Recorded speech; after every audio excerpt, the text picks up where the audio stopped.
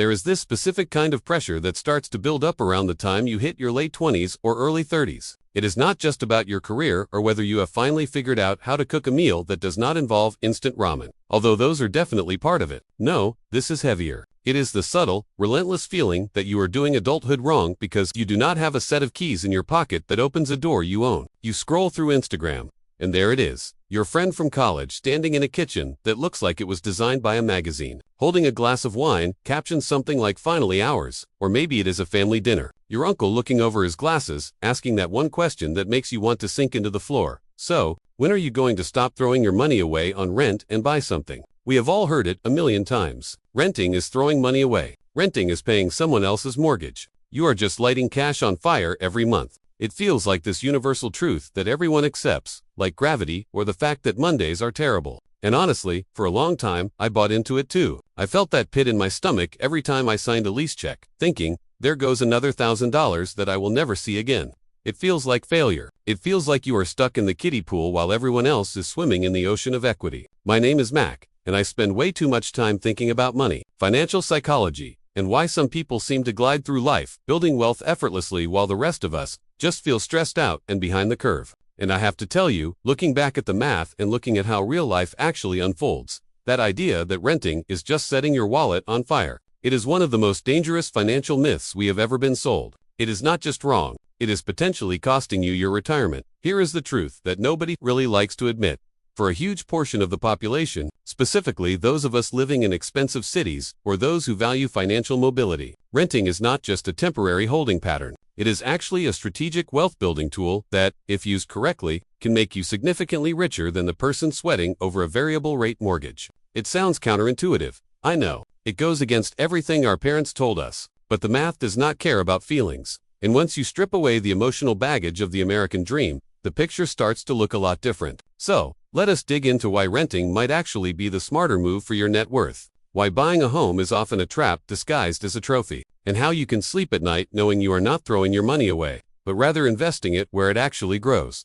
Let us start with the biggest elephant in the room, the myth of throwing money away. This phrase is so powerful because it plays on our loss aversion. We hate losing things. The idea that at the end of a lease year, we have $0 to show for 12 months of payments is painful. But here is the thing nobody tells you when you sign that mortgage paperwork. The person with the mortgage is throwing money away they are just throwing it in different, much more expensive piles. Think about it. When you rent, you pay for shelter. That is it. When you buy, you pay for shelter. Sure, but you also pay for interest. A lot of interest. If you take out a 30-year mortgage, especially in the kind of interest rate environment we have seen lately, you are going to pay nearly double the purchase price of the home in interest over the life of the loan. In the first 5 years of a mortgage, the period most people stay in a starter home, about 60 to 70% of your monthly payment goes straight to the bank. It is not building equity. It is pure profit for the lender. That is not your money. That is rent. You are paying to the bank for the privilege of using their money. So, if you are paying $3,000 a month, roughly $2,000 of that is essentially rent, and that is just the beginning. We often look at the mortgage principal and interest payment, your pity, and think, okay, I can afford this. But that number is a lie. It is the sticker price on a car that does not include the engine or the tires. Homeownership has this nasty habit of inventing new bills that renters never have to deal with. There is property tax, which seems to go up every single year, regardless of whether your salary does. There is homeowner insurance, which is skyrocketing in many parts of the world right now due to climate weirdness. Then, if you live in a condo or a planned community, you have HOA fees, which can run hundreds of dollars a month and, honestly, feel like a second tax you get very little benefit from. But the real silent killer of wealth in homeownership is maintenance. When you rent and the water heater explodes at 2 a.m. on a Sunday, who do you call? The landlord? You might be annoyed, but your bank account is safe. When you own, that water heater is on your dime. And I am not just talking about fixing things. I am talking about replacing things. Roofs, siding, HVAC systems, driveways. These are things that last 15 to 20 years and cost tens of thousands of dollars. If you are not setting aside money every single month for these inevitable disasters, you are lying to yourself about the true cost of your home. Financial experts often recommend budgeting 1% to 2% of the home's purchase price annually just for maintenance. On a $400,000 home, that is $4,000 to $8,000 a year, or roughly $300 to $700 a month, just vanishing into the ether of upkeep. So, let us do a quick, dirty comparison in our heads. You have the renter, paying $2,000 a month, simple, clean, predictable.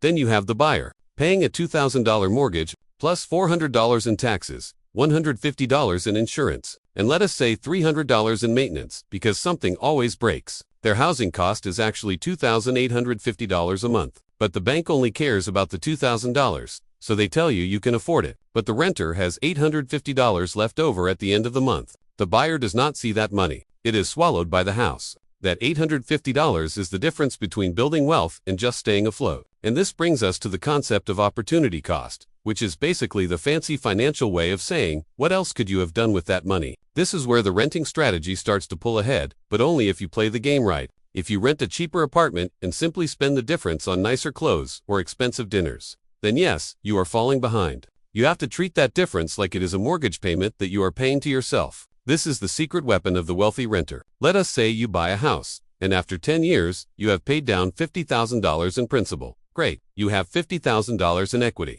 But you also paid $100,000 in interest and $30,000 in repairs. Your net financial position has moved, but it cost you a ton to get there. Now, let us flip the script. Let us say you rent. You take that $50,000 down payment you did not use to buy the house, and you invest it in a low-cost index fund tracking the S&P 500. Historically, that money grows at about 7% to 10% a year, on average. Then, every month, you take that $850 you are saving on taxes, insurance, and maintenance.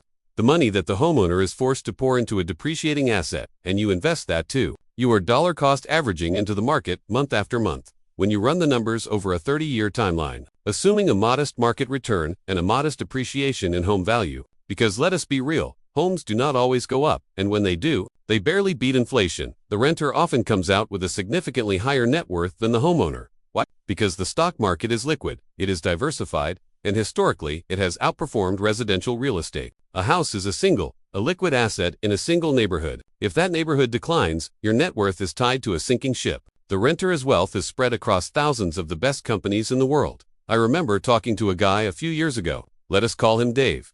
Dave was obsessed with buying a house. He was 28, living in a high-cost city, and he was miserable. He was eating rice and beans, working a side hustle he hated, just to scrape together a down payment. He finally bought a condo. He was proud. Do not get me wrong, but 3 months later, the special assessment came in. $15,000 for a new parking garage structure. He did not have it. He had to put it on a credit card with a 20% interest rate. He is now house poor, trapped in a job he despises because he cannot afford to miss a paycheck. All to service this asset that is draining him alive.